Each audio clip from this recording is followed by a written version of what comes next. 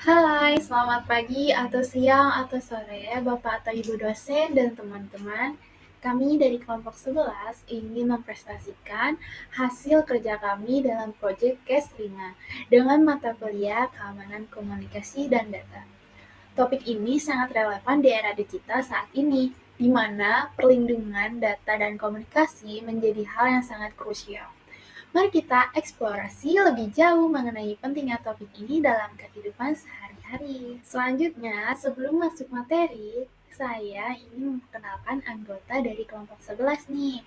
Dengan saya sendiri, Pamela Alicia dengan NIM 11012231194 dan dua rekan saya yaitu Fakri Hadi Rasyad 11012103031. Lalu yang terakhir ada Marsha Niswa Samsul dengan NIM 11012100153.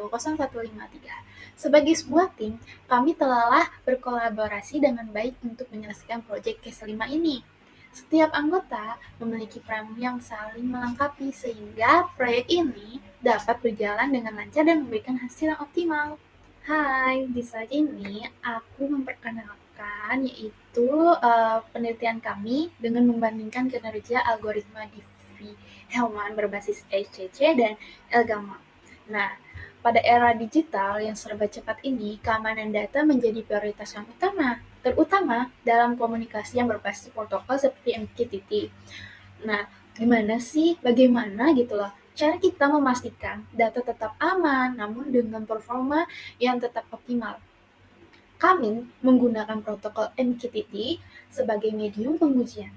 Tujuannya adalah untuk mengevaluasi efisiensi algoritma ini dengan mengukur waktu delay, baik pada sisi komunikasi maupun komputasi.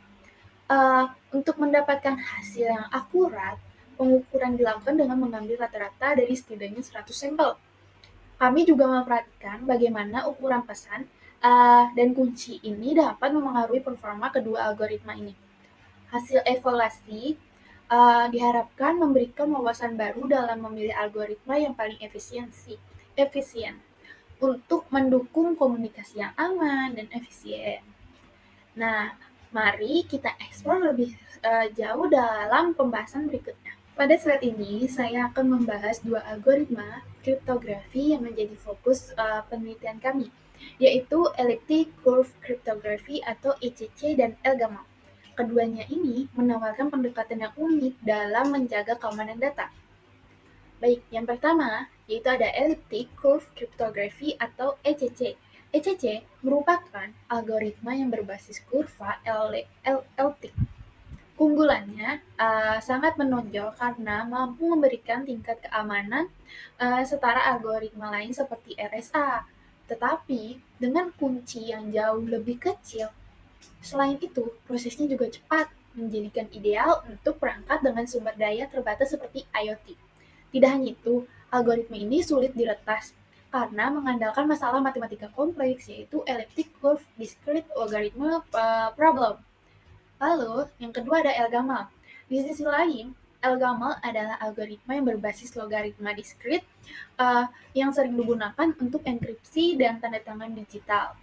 Algoritma ini cocok untuk berbagai aplikasi, menawarkan keamanan tinggi karena menggunakan bilangan besar dan mendukung enkripsi asimetris, di mana kunci enkripsi dan dekripsi ini berbeda. Nah, selanjutnya mari kita lihat bagaimana kedua algoritma ini bekerja dalam pengujian yang nyata. Baik, saya di sini akan menjelaskan proses pengerjaan. Langkah pertamanya yaitu kalian bisa menginstal terlebih dahulu yaitu pip install paho.mqtt dan pip install cryptography. Nah, baris ini digunakan untuk menginstal pustaka tambahan di Python. Nah, untuk Paho MQT ini digunakan untuk komunikasi menggunakan protokol MQT. Lalu di cryptography, sebuah pustakanya ini pustaka Python untuk operasi kriptografi seperti enkripsi, dekripsi, dan pembuatan kunci. Nah, lalu yang langkah kedua yaitu ada import modulnya, itu import time, yang dimana modul bawaan Python untuk mengukur waktu di sini digunakan untuk menghitung durasi prosesnya. Lalu yang baris kedua itu ada from cryptography as format primitive asymmetry import EC. Nah, ini untuk mengimport alat untuk bekerja dengan algoritma asimetris yang berbasis elliptic curve. Lalu yang ke baris 3 itu ada from cryptography Hazama primitive import hashes yang dimana untuk mengimport fungsi hash meskipun tidak digunakan dalam kode ini, hash sering digunakan bersama ECC untuk tanda tangan digital. Lalu langkah ketiga yaitu ada pencatatan waktu awal yaitu start underscore time dot pref counter buka tutup kurung. Yang ini fungsinya mencatat waktu sangat presisi untuk mengukur durasi proses. Nah, yang start time ini yaitu waktu awal disimpan dalam variable yaitu start time. Next, langkah keempat yaitu ada private underscore key sama dengan ec general private key atau ec. Nah, kurva ini barisan ini menjelaskan untuk menghasilkan kunci privat EC. Lalu ada EC SCF 256R1. Nah, kurva ini elliptik yang digunakan untuk generasi kunci. Kurva SCP 256R1 dikenal sebagai salah satu kurva yang untuk keamanannya. Lalu ada pencatatan waktu akhir yaitu at time.pref counter. Nah, sama sepertinya sebelum fungsi, yaitu time.pref counter dipanggil lagi untuk mencatat waktu setelah kunci privat berhasil dihasilkan. Nah, ini merupakan kunci akhir, waktu akhir dalam variabel at time. Lalu yang terakhir ada menampilkan durasi prosesnya. Lalu at time start time. Nah, ini selisih waktu antara akhir dan awal dihitung untuk mengetahui durasi proses generasi kunci. Nah, sedangkan ada f dot nih 6f second, f ec generation time ini nih f string yang Python ini digunakan untuk menyiapkan nilai variabel ke dalam teks. Lalu ada .6f. Nah, ini memformat hasil agar ditampilkan hingga 6 angka desimal. Nah, coba kita run ya. Lalu kita run. Nah, untuk hasil run-nya ini kita dapat hasilnya itu EC key generation time dengan hasilnya itu 0,001491 second.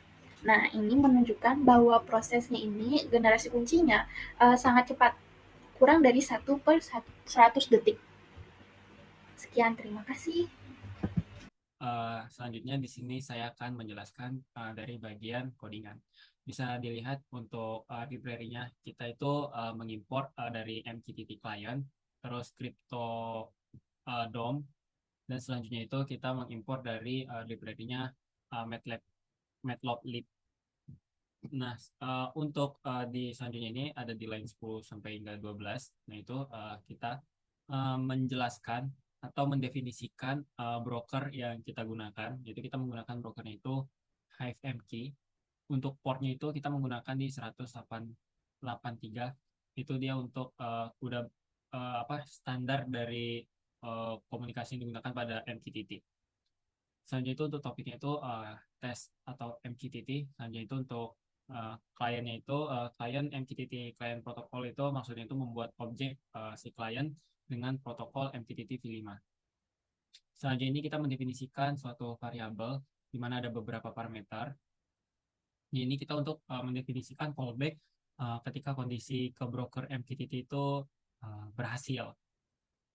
Oke, next itu ada client on connect. Itu maksudnya itu kita menerapkan dari function on connect sebagai callback untuk suatu event dari koneksi.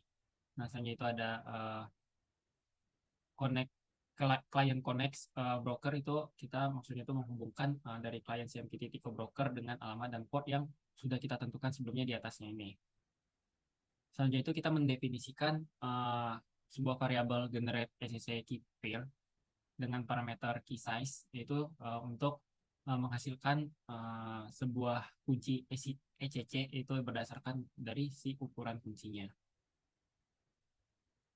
Nah, selanjutnya itu kita juga mendefinisikan apa namanya sebuah variabel compute SSH shard secret, eh, di mana untuk functioning ini kita me- menghitung dari share key private dan menggunakan metode SEC. Oke, selanjutnya itu ada kita mendefinisikan variabel derived key, itu berfungsi untuk melakukan verifikasi kunci dari share secret menggunakan HKDF. Oke, Oke, baik. Selanjutnya itu kita juga mendefinisikan dari variabel ekmal keygen itu hampir sama dengan SEC key pair tadi. Eh, Dia untuk menghasilkan dari pasangan kunci L-gamal. Selanjutnya ada variabel L-gamal encrypt. Dengan variabel L-gamal encrypt itu kita ber untuk apa menghasilkan si kunci private secara acak berdasarkan si kunci yang diberikan. Oke, baik. Selanjutnya itu kita mendefinisikan dari variabel ECMA Elgamal encrypt itu kita berfungsi untuk mengenkripsi pesan dengan menggunakan kunci yang sudah kita dapatkan tadi dari variabel Elgamal keygen. Oke, selanjutnya itu eh, kita mendefinisi juga sebuah variabel agama description, itu untuk berfungsinya mendeskripsikan ciphertext menggunakan key private dari si agama. Dan selanjutnya kita juga mendefinisikan dari sebuah variabel Mr. Transmission Delay, yaitu kita berfungsi untuk mengukur dari waktu transmisi pesan menggunakan protokol MQTT. Nah, di sini ada start time sama dengan time dot time, itu fungsinya untuk menyimpan waktu saat pengiriman pesan dimulai.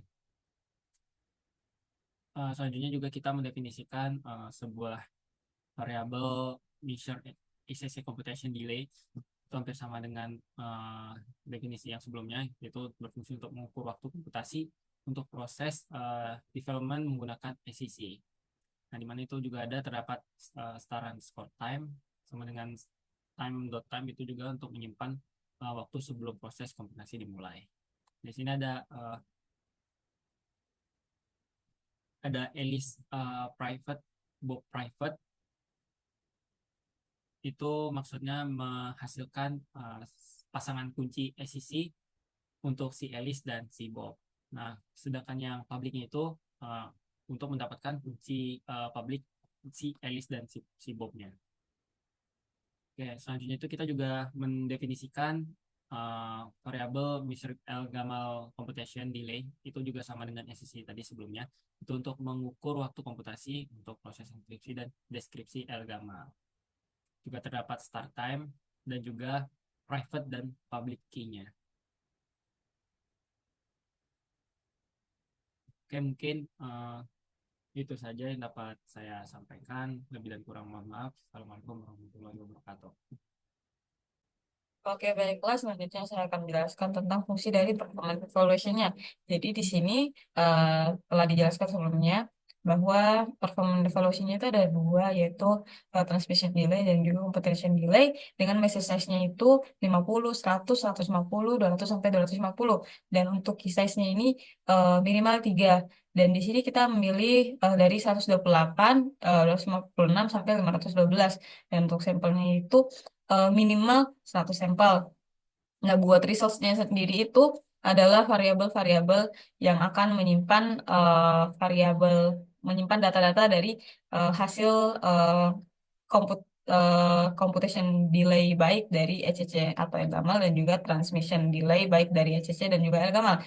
Nah, untuk line 85 itu dia akan menghitung testing key size-nya berapa, dia akan menguploadkannya, dan juga di sini kita mendeklarasi ECC computation total, trans total ECC, Elgamal computation total, dan juga transmission total itu sebagai nol atau ini sebagai inisiasi saja.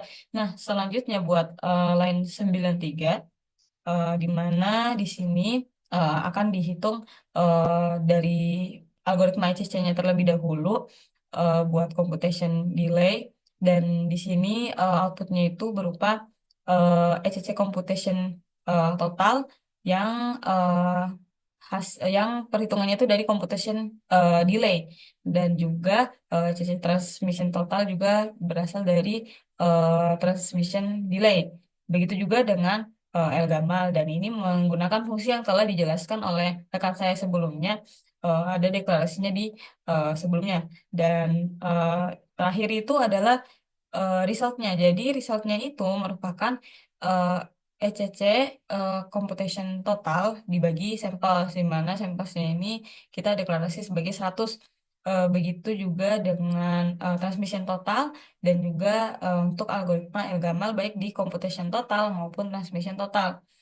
Dan mulai dari line 111 sampai 115 itu dia akan mengutputkan eh, message size-nya, eh, computation delay, ECC, dan Elgamal. Dan di sini ada -1, maksudnya -1 itu adalah dia mengambil nilai paling akhir dari ECC eh, computation, transmission, baik dari ECC dan juga Elgamal, dan juga 6F. Titik 6F itu artinya eh, 6 angka di belakang koma nilainya yang diambil, seperti itu. Dan selanjutnya di line 1118 itu kita memplot resultnya untuk eh, mempermudah analisis terhadap evaluasi dari performance dari kedua algoritma ini, yaitu ECC dan juga Elgamal.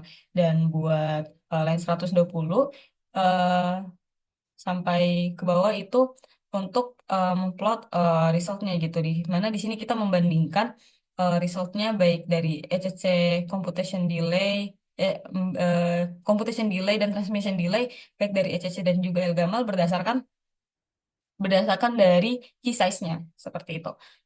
Eh, Lanjut, eh, dan selanjutnya nanti akan disimpan hasil plottingnya, dan eh, itu buat 147 sampai 151 untuk eh, error error catching, di mana dia akan menjalankan performance evaluation, tetapi dan finally akan menjalankan client disconnect untuk akhir dari program ini. Mungkin bisa ditampilkan gambar dari gambar dari hasilnya. Nah, dan ini buat hasil dari uh, SSC computation delay, uh, transmission delay, dan juga Elgamal. Mungkin seperti itu yang bisa saya jelaskan. Terima kasih. Pada presentasi ini, kita akan membahas perbandingan performa dua algoritma kriptografi, yaitu SSC-LT Curve Cryptography dan Elgamal. Nah, pengujian ini dilakukan dengan variasi ukuran kuncinya itu 128 bit dengan garis yang warna biru, lalu 256 bit itu dengan garis warna oranye, dan 512 bit itu dengan garis yang hijau. Nah, kita ukuran pesannya kita mulai dari ukuran 50 sampai 250. Nah, kita memilih memakai 50 bits, 100 bits, 150 bits, 200 bits, dan 250 bits. Nah, terus parameter utama yang dianalisis ini adalah computation delay atau waktu komputasi dan transmisi delay, waktu transmisi. Nah, di sini aku akan melihat 4 grafik yang membandingkan waktu komputasi dan waktu transmisinya. Nah, untuk SSC dan Elgamal. Nah, yang pertama itu ada SSC computation delay, yang dimana aku akan memberitahukan yaitu 128 bits. Nah, 128 bits itu yang garis biru ya. Jadi, kita memakai akses pesannya itu 50 bits. Nah, ternyata kita mendapatkan sebesar 0,001046 second. Lalu untuk yang 100 bits, kita mendapatkan di kompetisi delay-nya ini 0,00129 second. Nah, terus di 150 bits kita di SSC kompetisi delay mendapatkan sebesar 0,001053 detik. Lalu selanjutnya 200 bits. SSC competition delay-nya mendapatkan sebesar 0,01156 detik. Di 255 bits, di SSC competition delay-nya itu mendapatkan 0,1102 detik. Lalu, yang di garis oranye ini kita menggunakan di 256 bit. Nah, 256 bit di waktu pesannya itu 50 bits, aku mendapatkan 0,002412 detik. Nah, sedangkan 100 bits agak menurun ya, yaitu 0,00253 detik. Terus di 150 bits agak naik sedikit. Nah, itu kita mendapatkan 0,00223 detik. Terus di 200 bits kita mendapatkan sebesar 0,002411 detik. Di 250 bits kita mendapatkan 0,002310 detik.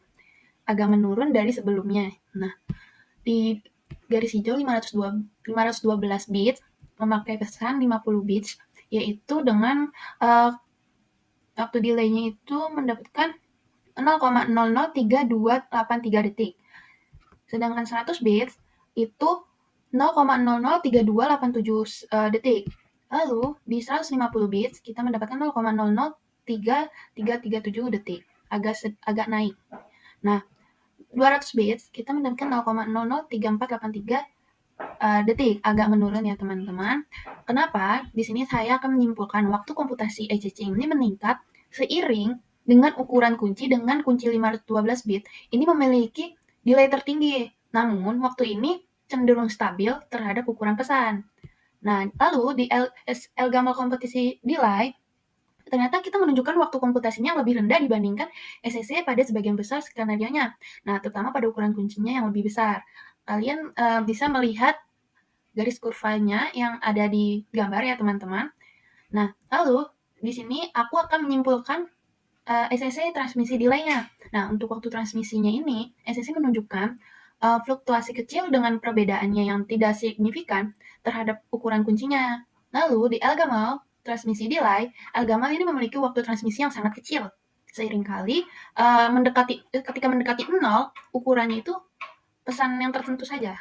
Nah, jadi analisis yang saya dapatkan kelebihan dari ECC ini menawarkan keamanan tinggi dengan efisien transmisi yang lebih baik. Nah, ini menjadikan cocok untuk aplikasi dengan bandwidth yang terbatas. Lalu, di Elgamal lebih unggul dalam hal kecepatan komputasi, terutama pada ukuran kunci yang besar. Algoritma ini dapat digunakan pada sistem yang membutuhkan kecepatan tinggi, nah seperti pengolahan data real time. Namun, kedua algoritma yang digunakan tetap harus disesuaikan dengan kebutuhan sistem dan sumber daya yang tersedia ya teman-teman. Nah, dari dalam prestasi ini kita telah membandingkan SSC dan Elgamal dari segi performa yang berdasarkan kompetisi delay dan transmisi delay. Nah, hasil menunjukkan bahwa masing-masing algoritma memiliki keunggulan di area tertentu. Dengan ini kita jadi paham yang membuat keputusannya yang lebih tepat untuk mengimplementasi kriptografi di berbagai aplikasi. Sekian, terima kasih. Sebagai penutup, kami telah menjelaskan proses coding dan implementasi algoritma ECC dan Elgamal serta hasil analisis performanya. Kami berharap penjelasan ini dapat memberikan gambaran yang jelas tentang cara kerja dan efisiensi kedua algoritma. Terima kasih atas perhatian kalian dan kami siap menjawab pertanyaan lebih lanjut. Sekian, terima kasih. Bye-bye.